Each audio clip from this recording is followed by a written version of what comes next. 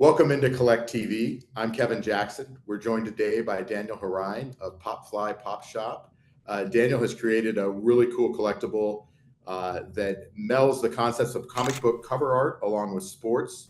And since 2020 has been creating these incredible pieces of art that people have started to collect. And he's here today to talk to us about how he got started. And so, Daniel, welcome in. Thanks for having me. I appreciate it. Yeah. So I guess let's start. Where did you get the idea initially to kind of mix a comic book cover art with sports, and it's kind of a touch of a collectible that's been on a baseball card as well. So where did you get that idea from to start with? There's kind of a lot of ingredients in that particular stew, but one of them is just that's what I loved as a kid. You know that when I was 10 years old, my world was split into two hemispheres. One was comics and the other one was baseball. And so that's kind of always been there, just marinating in the background.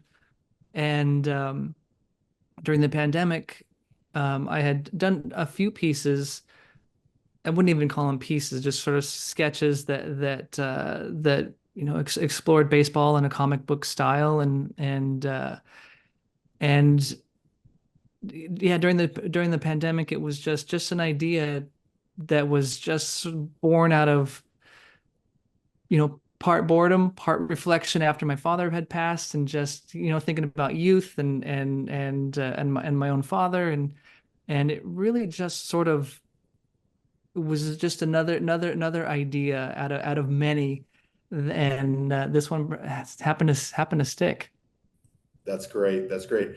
So like me, and I think a lot of children of the 80s, I know you grew up a little bit on the TBS Braves. Hmm. And one of the first collaborations you did was with Dale Murphy. Tell us a little bit how that came about. I believe Dale was involved in that collaboration also. Yeah, it's still thrilling that childhood hero has turned adulthood friend, and I had the fortune of Dale and I had becoming friends prior to Popfly Pop Shop. I had done actually another comic themed piece with him. It wasn't a Popfly, it was an 11 by 17 short run of 100 pieces. Uh, just an idea, Dale hitting a ball and it saying kaboom on it. And when I started doing Popfly, Dale was one of the first people to reach out saying, "Hey, this looks fun. You want to do it together?" So my fourth release was a collaboration with Dale Murphy of all people, and that was the first milestone, I would say, that kind of turned this very humble project into a bigger audience. And by my fourth release, I was like, okay, that was done. That's as big as this is ever going to get. I've reached it. I'm all done. And here we are, 183 releases later, still going strong. Mhm. So we're in the pandemic. We're all locked in our homes there in 2020, and you Mhm. you get the idea that this could be a business. What was your day job at the time, and what was the journey from this just being something you did kind of on the side in your spare time to this kind of being what you did? Sure. Well, definitely didn't start out with the thought of it being a business. I had many kind of projects and ideas that I've done, and and actually my wife and I had just gone to our very first convention. I had taken another kind of pop culture and baseball idea to my very first convention right before the pandemic, and very excited. And I left that convention with pretty much everything I came there with.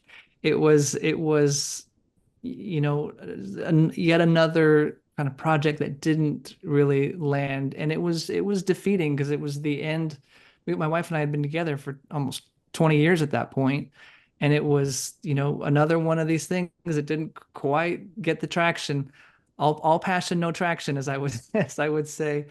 And it was at that point when we kind of gave up this idea that we could do something together, that I just put this project out there as it was not fully fleshed out. It was not fully thought out. There was not a business plan, not even the thought of a business. It was just, here's something, maybe the world will like it. And with Dale Murphy's help and other athletes early on, it really helped the ball to roll pretty quickly. And I started in June of 2020, and by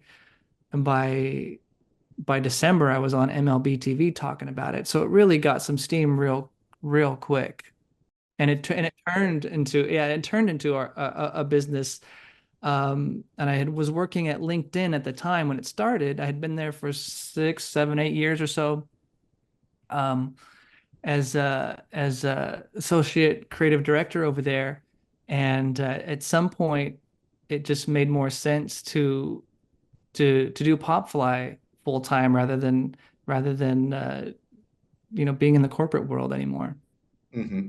You mentioned the MLB TV interview, Daniel. I'm Mhm. curious. I imagine there were several, but like moments along the way where you were kind of like, wow, this could really be something. Wow, this is starting to take off. Wow, this is Mhm. kind of going viral. Can you talk about a few of those that as you've seen this thing kind of grow into a little bit of a phenomenon? Sure. Well, as you mentioned, the MLB TV was definitely one of them. It's one of my unforgettable moments. Um, that was my first time being exposed to a larger audience, much larger audience, and before we had gone live, I was saying that I didn't even know it was going to be on live TV until the minute I clicked the link, and there I was in the studio. But it was thrilling because being exposed to a large audience. As I'm talking, I can hear in the background the orders ding ding ding ding ding start to roll Uh, on my phone, and that was so exciting. We had never seen anything like that. And it was one of several milestones.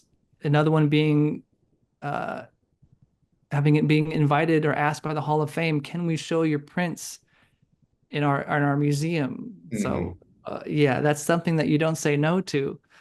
And that was really thrilling. It still is. It's still they're still there. There's 8 pieces there that are still hanging in the hall, and that was it's still a pinch me thing to be able to have that be real, and nothing that I could have ever planned to have happen ever. How hard was that for you to curate and make the choices of which 8 pieces of your work were going to go off to Cooperstown? They made it very easy. They actually had gone through my work at that point, and they had requested a specific pieces. And so that's how that curation came about. It was on their side. Great, great. All right. Well, I want to get a little bit into your process. Tell us about how you collaborate with athletes. Do you often bring the concept to them of, hey, I'm picturing you in this particular scene, or you as this particular, kind of superhero type, and you have a back and forth? Do they ever say, no, I want you to go in a different direction? Like what's that process actually like? Because I know you like to collaborate with the athletes as much as you can. Yeah, it really is as different as the athletes' personalities are from one another. Sometimes I'll go into a project having a very strong idea. Other times it's we work together to kind of flesh that out. And I love it when we can collaborate. And I really love it too when the athletes will take a chance, because they're very used to by and large traditional baseball art. If they're depicted in some way, it's either a classic at bat pose, or a classic throwing the ball pose, or fielding, what have you. And sometimes I'll have a concept that really pushes their boundaries. I'm having a conversation with Tommy John saying, he really likes the traditional pose, but I want to give him a robot arm. And I'm Mhm. trying to pitch to Jim Palmer, I think you'd look great in your underwear standing on a stack of pancakes. So these are ways that they're really not used to. And I so appreciate them going on this journey with me and allowing me to push them, and they'll push back as well, and we'll kind of get to what ends up on the screen. And I really appreciate that collaboration, and it's something that I like to think that makes the project special, is that when I collaborate with an athlete, it's got the athlete's creative fingerprints on there as well. It's not just me saying, here, sign off on this. This is what I'd like to do. I really invite them to the extent that they want to be involved, to be involved and to create with me. Mhm. How do you pick your athletes? How do you pick kind of your subjects and your moments? I know, it's not just it's not just a greatest hits of the best players out there. Right. Yes, you've done Willie Mays, but you've also done, some players further back that maybe have been lost to history, and I think that's incredibly cool. But you've also done things like, Keith Hernandez, but not in a Mets setting, but in a Seinfeld setting. Mm-hmm. So how do you find those moments and those moments of inspiration and then bring them to the athletes? A lot of research. I just consume a lot of sports, a lot of baseball, and just research and research, finding those unique kind of hooks or nicknames or moments there that really spark my creativity. And you hit the nail on the head. I'm not super interested in just doing Hank Aaron, Willie Mays, Babe Ruth, Lou Gehrig. Those are all important people, full stop. But baseball has 20,000 plus players who have ever played the game. There's a lot of interesting stories out there and a lot of stories that don't get the opportunity to get told. And so I like to just flesh out this big, wide world of baseball, the big story of baseball. And yes, we'll talk about Willie Mays and we'll talk about Hank Aaron, but just as interesting to me as an artist is, Al Hrabowski or Lenny Randle. I love those underdogs and those in particular really speak to me. That's great. That's great. So probably the toughest question. Do you have a favorite? Do you have some that you think kind of embody the mission of what you're trying to do at Popfly? Hmm. That list changes every week. Yeah. Um, but right now, I put my son on a piece, a collaboration with Big League Chew. Hmm. Um, so him being kind of front and center on a piece is emotionally significant to me. I bet. Um, the batter's eye is artistically is something that stands out to me. Being able to imagine a stadium feature of all things, and give it life and think about it in a way that maybe no one has thought about before. And that one in particular kind of mixes baseball and comics to, I think, to a to good effect. It's 50% a baseball piece and 50% a comic book piece. Ozzie Smith, the Wizard, stands out. Um, Al Hrabowski, the Mad Hungarian, he's it's that one's a special one to me as well. And no, I've got it right here. The Nolan Ryan Express, Hmm. Rides Again, my second piece. That one in collaboration with Nolan Ryan. The Big Red Machine is another one that I love. Ask me next week, and I will have a totally different list. What was your very first one? It was Will the Thrill. Oh, okay. Will Clark. Yeah. Mm-hmm. So you're a kid growing up in West Covina, California, I believe. Yes, You're, sir. you're a comic book enthusiast. What were your inspirations there on the comic side? Um, Nothing more than just looking at the pictures. I certainly didn't grow up always wanting to be a comic book artist. It was just I appreciated the aesthetics. I never read them. I just only looked at the pictures, the covers. That was my thing. And I loved baseball, and I still have these images to this day that I was drawing at age 10, 11, 12 of Bo Jackson as a robot, calling it Robo, or Jose Mm. Canseco as the 40-40 man, or Ricky Henderson, stealing bases, the Man of Steel. So there's these kind of proto pop flies that I had been doing when I was 10 that now looking back, they weren't part of my career trajectory. I wasn't thinking, I hope I can do these baseball characters as a career one day. That was just not an option on the table when you're 10. But um, now looking back in retrospect, it's really special to be able to do professionally as my career what I was doing at 10 years old. That is amazing that you were kind of doing at 10, what has become your business and what has become a really cool Right. kind of mashup of two particular collectible art forms. That's pretty Mhm. amazing. So tell me we mentioned that you grew up a little bit of a Braves fan from Mhm. TBS. I know you spent a lot of time at Dodger Stadium. Right. Kind of curious how somebody spent so much time at Dodger Stadium, had a San Francisco Giant like Will Clark for the first pop fly. But who were your favorite teams and athletes growing up? I loved the Braves, as you mentioned. TBS, Dale Murphy was my favorite player growing up. The Dodgers, they were my spiritual team. Mm. The hometown heroes. They're the teams that's I didn't choose the Dodgers. It was just being in LA. That was my team, and my experiences with my father all at Dodger Stadium. And so love the Dodgers. I love the Bay Area teams. You know, being a kid growing up in the late 80s, early 90s, Kevin Mitchell, Will Clark, Mark McGuire, Ricky Henderson, Jose Canseco. These are people you cannot avoid. They're just stellar players, and they absolutely had my attention growing up. Nolan Ryan kind of being the outlier. But you know, again, late 80s, early 90s, there was no arm more interesting than what Nolan Ryan was doing at that time. And so he was definitely a favorite of mine as well. So you were one of the artists chosen to contribute to the Project 100 for Tops. Mhm. How did that feel to see, some of your work end up on an actual baseball card that people were ordering and collecting and holding on to? It is so surreal and so just I still don't know the answer to that question because I haven't been able to articulate it, but I keep just trying to connect the two dots of me sitting on the floor with my buddies as a kid, trading Topps cards to now being an adult, having my artwork on a Topps card. And again, it's one of those moments where there's no career trajectory that you could have planned. You know, there's no 10-year plan, 15, 20-year plan that like someday I'm going to make the art on baseball. That wasn't an option.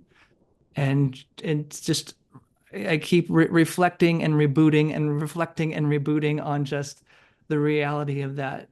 And still it's still a pinch me thing to be able to have my name in a Beckett on a card value. That's just wild as can be. Well, Daniel, you recently, I think recently, crossed over and started doing football Mhm. as well. And I know I ordered your Immaculate Reception one, which is one of my favorites. I got that as a Christmas gift for some of the Steeler fans in my life. So tell me about the decision to go into football as well. Is that going to lead to maybe basketball and other sports down the line, or what are your thoughts on that? One thing that I have loved about sports, and I didn't know I loved it at the time when I started it, and this whole project there's a lot of self-discovery as I go, but the thing that made baseball a lot more interesting to me as a narrative was that baseball is a soap opera. It's a century-long running soap opera with heroes and villains, good guys and bad guys, and upsets and all that stuff. It's a drama played out for us every season. And when I realized that, I'm like, oh my gosh, there's this inherent drama in every sport. There's where there is conflict in humans, there are characters. And football was definitely not as present in my life as baseball, but that's kind of what led me into there was discovering um the stories and the characters in that game as well. And being the one and only artist of this project, it's very hard to keep them up both at the same time. And so I kind of flip-flop in hiatus. You know, so football needs to stop for a while I just live life and keep going. But once I figure out how to put more hours in the day, I would love to, you know, tell more football, tell more basketball, more soccer, because these are very compelling things to me. And I'm learning as I go, even with baseball, as much as I was into it as a kid, I'm learning right there along with you.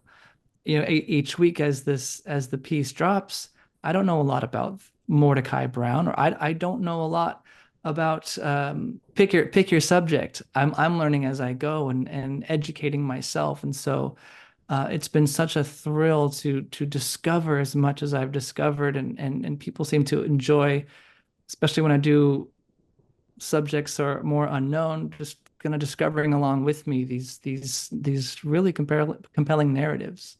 Mhm. You mentioned your wife earlier. I know she's come on this journey with you as a true kind of mom and pop business. You guys are a pretty Hmm. small operation. What role does she play in everything you do there? She truly is everything. And that's not generous husband speak. That is the truth of the matter, that she has been a support from day one. And for Popfly to have caught on in 2020, well, that might look like an overnight success, but it wasn't. It was a 20-year overnight success. And that is completely um, credit to my wife's just presence and believing in me more than I believed in me along the way. And so anything that Popfly has become after it started it's not half me, half her. It is entirely because of the belief of her. And she's just as involved in me with me behind the scenes, if not more so. Um, it is a big operation run by two people, and so we both wear a lot of hats and carry a lot of weight. And God bless her for what she can do, and just how committed and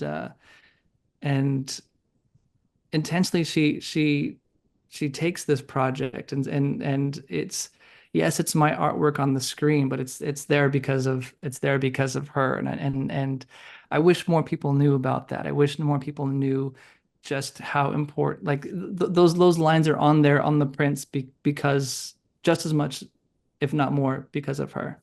That's amazing. So I want to talk to you a little bit about your business model, and I don't know how much that comes from her, comes from you, but so you guys do a drop, and Hmm. then you can get it for usually a week or two, and Hmm. then they're retired. Hmm. So I know that truly adds to the collectability because it adds to the urgency to buy them when you see them. Hmm.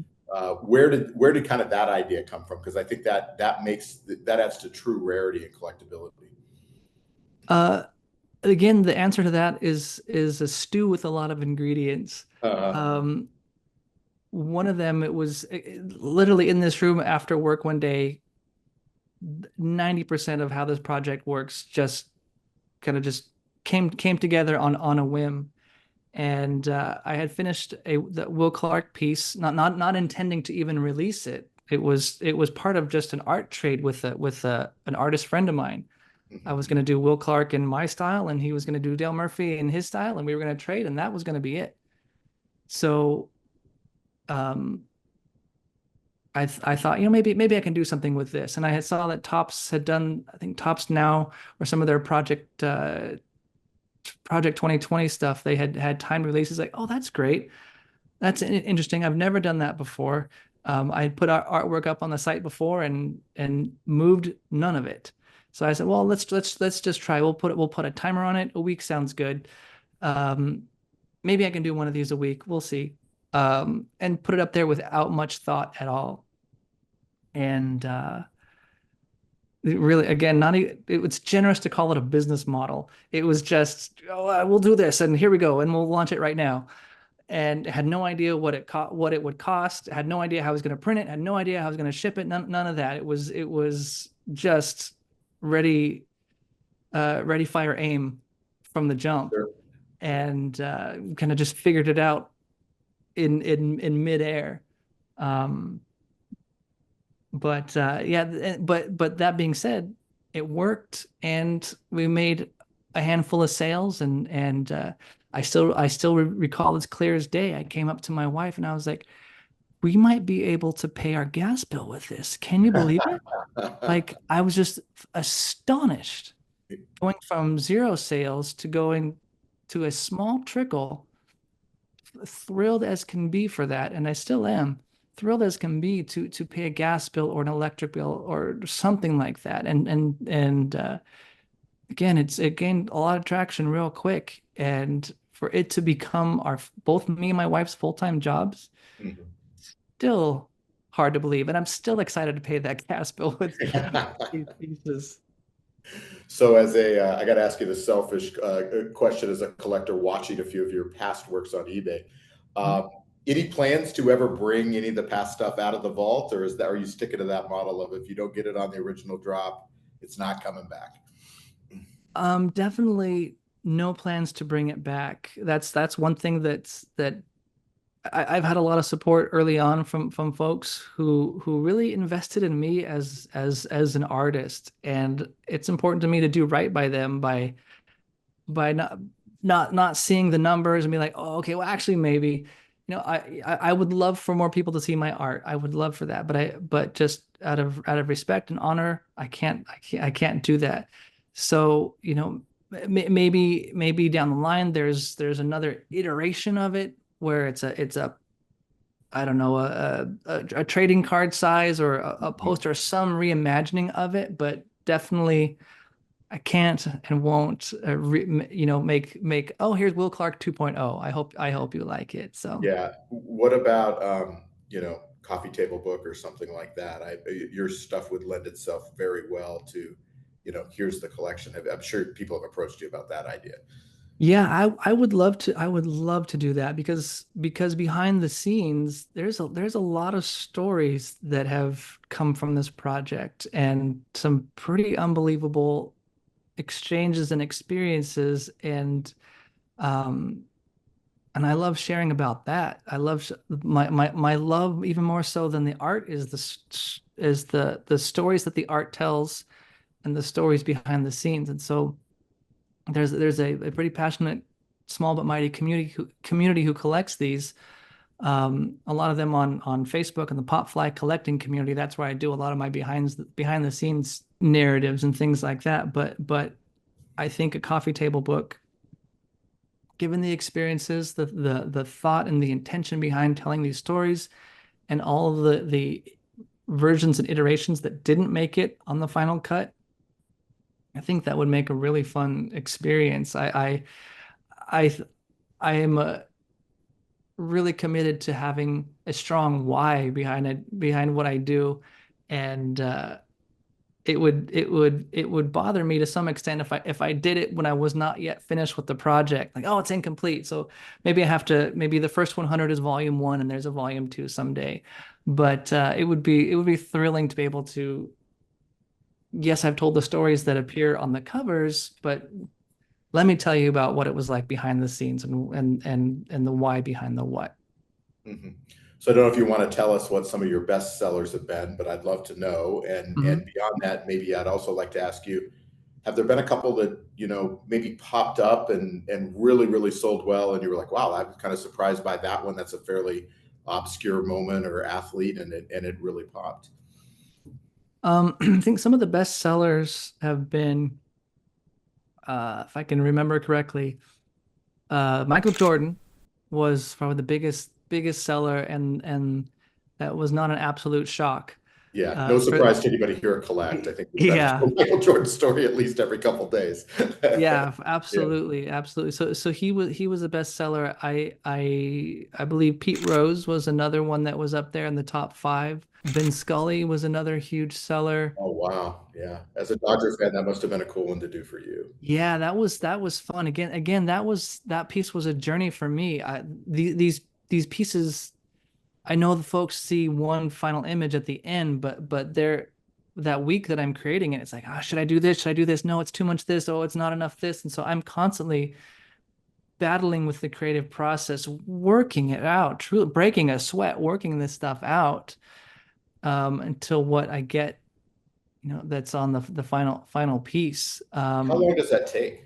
How many hours would you say the average piece will take you? Gosh, a physical pen on or stylus on screen, it's probably like a 20-25 hour process, but that's Wow. that's cutting out the thinking about it and the up at night wrestling with it or just researching it. Um, and the process is also very organic. I don't have a stockpile of, oh, here's my next four releases. I have a very, very loose even calendar of what I'm gonna do. And Mhm. more often than that, I don't have a calendar. It's the thing drops on Sunday, it's Monday. What am I gonna do? What have I been learning about? What have I been working on that kind of rises to the top that really seems interesting to me right now? That was a Mhm. lot more answer than question, but No, it's a fascinating process. I'm curious, are there you are there people? Is there an athlete out there, a moment out there that's like your dream one to do, or like kind of on your wish list, and maybe you're waiting till that person will collaborate with you, or you want to give it a little bit more time, or you've been doing this now for 4 years on, so I imagine you've hit a lot of those. But is there a dream collaboration or subject out there that's still coming? Mm. Yeah, there is. Being a kid of the 80s, Bo Jackson. Like there is no other human. If you were a kid in the 80s or the 90s, no other human on this earth that is more like on a pedestal than Bo Jackson was in those Sure. few short years. And so he would be just an ideal um meaningful person for me to work with, just because of what he represented to me as a kid and to many of us who were kids or youths at that time. A football and baseball dual release of Bo Jackson would be on my Christmas list, line number one. Yeah. Um, Willie Mays was on my list for, obviously that ship has sailed. But he definitely would have been. I think he was the Bo Jackson for another generation, Mhm. and he would be absolutely significant to have worked with. Though I released it recently, but Bob Uecker, again, kid of the 80s. He was bigger than baseball, and that's I think to refer to a question earlier that I didn't really answer very well. You mentioned about Keith Hernandez in a Seinfeld pose. I love when baseball gets bigger than baseball. I love the Bob Ueckers out there. I love the Seinfelds out there, the Bo Jacksons that have expanded the confines of the stadium and they become pop culture touch points. And I like same thing as Michael Jordan. He was much bigger than baseball. And those are the moments that really sing for me, is when I can combine my love for not only baseball and this comic storytelling, but just pop culture presence that they represented. I love doing that. Mhm. So what do you collect yourself? What did you collect as a kid, and then how much of that has bled over into adulthood? I am a recovering collector. I have to put parameters around what I collect. Otherwise, there is no end to the things that you put on your walls or in your boxes. So for me, what I collect, sports wise, I've trimmed almost everything down to just Dale Murphy Hmm. and almost exclusively to his playing years only, because I get frustrated. Oh, there's a 1 of 1 and there's a cyan plate or a yellow. If I can't complete it, I don't want to play. Uh-huh. So his playing years are a more manageable completest goal. Yeah. Even then, it's really difficult. I, Yeah. I'm Right? glad you mentioned that word, because that was one thing I did want to ask you. Are there Daniel Horine, pop fly, pop shop completists out there? Do you see a percentage of your, of your fan base is buying every single drop? Oh, definitely. I am incredibly grateful for those. And to borrow the phrase from Stan Lee, those are the true believers. Hmm. And I have had folks with me from the very beginning, and Wow, that's even incredible. folks who have jumped on much later, they've gone, I don't know how they do it. They've gone back and got everything that from when I started, which is not easy to do. No, it's I didn't not. know, but they're definitely out there. And not only that, there's some folks that will, if I do a regular version, an autograph and inscription version, they will get the regular version, the autograph version, and the inscription version. So the completest of the completists out there. It's really amazing. Well, when you're creating something that's collectible, that's how you know when you've truly made it. You've got completest and completest out there. That's fantastic. Yeah, and So, I didn't yeah. totally, and I didn't even think about this when I started. When I did Will Clark, the first one, and there was 11 pieces made. I didn't, again, not thinking that this project would have ounce of staying power or any sort of presence in any meaningful way, 11 sold. Well, that's how many complete sets that can be made. Hmm. It didn't occur to me at the time until now. Say, oh my gosh, there is not a lot out there. If there's only, yeah, there can only be so many complete Hmm. sets out there. That Didn't is occur to me. that is wild. That is wild. Well, absolutely fascinating story. Really, thank you for joining us. So tell our users and everyone here at Collect TV how they can become a future completist, how they can get in there, how they can get in on your future drops, everywhere they can follow you, and so tell them what the easiest ways are to find your work, Daniel. Well, first of all, thank you so much for having me on Collect TV. It was such a joy and honor to talk about this project. And the project runs week to week on popflypopshop.com. There's a new drop every Sunday, and there's a piece retiring every Sunday. So you've got 1 week to get it, and I don't like we said earlier, I don't re-release these. So you truly have a moment in time to grab it. Anyone in the world can do it, but they have a week to do so. All right. Well, really appreciate you joining us. We'll be watching, as I always do, every Sunday night, Monday morning to see to see if we got to jump on the latest release. So really appreciate you joining us. Fascinating story, and thanks so much for your time. Oh, thank you, Kevin. It was a blast.